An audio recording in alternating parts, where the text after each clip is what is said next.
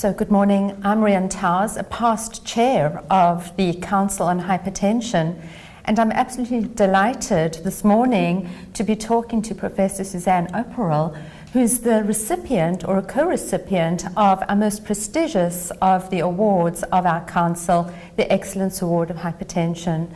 So Suzanne, congratulations on this fantastic achievement, and certainly so well deserved.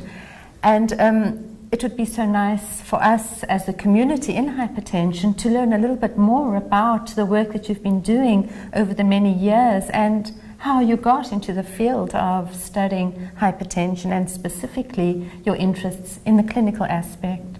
I'm deeply honored to receive this award from my peers. It's the best kind of award that you can get.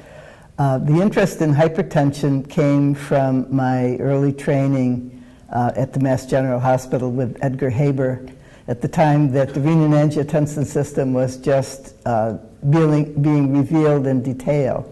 And we worked specifically on angiotensin converting enzyme, delineated the substrate specificity for ACE, which converts the inactive decapeptide angiotensin 1 to the vasoconstrictor pressor peptide angiotensin 2.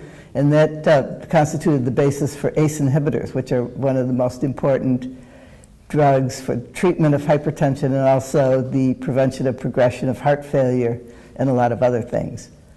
So that was a very exciting beginning, and I was able to continue that basic science work into clinical work, into studies of patients with hypertension, new treatments, comparing different drug classes, and most recently, with the SPRINT trial, looking at different systolic blood pressure targets. So this is all very exciting, and certainly your contributions have been enormous, especially in clinical hypertension and in the guidance in terms of how we diagnose and manage our patients. We're all excited to learn from you in your talk that you're going to be giving to our audience.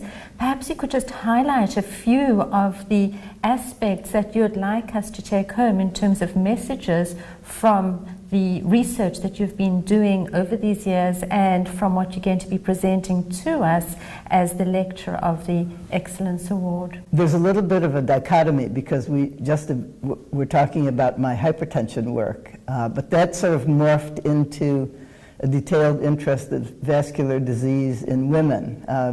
Looking at hypertensive animal models, particularly spontaneously hypertensive rats, we found that females had much lower blood pressure than males.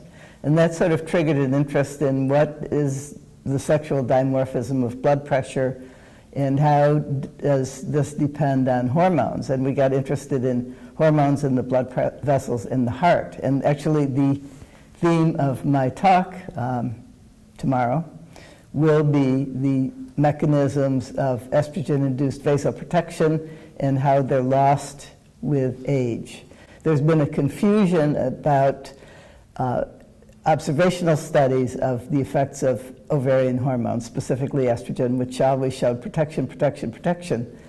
The randomized control trials, particularly the Women's Health Initiative, actually showed harm when estrogen was administered to women who were a substantial period of time postmenopausal. The average age in WHI was 63. So we're trying to unravel how estrogen protects the young and how it actually is damaging to elderly women and actually aged animals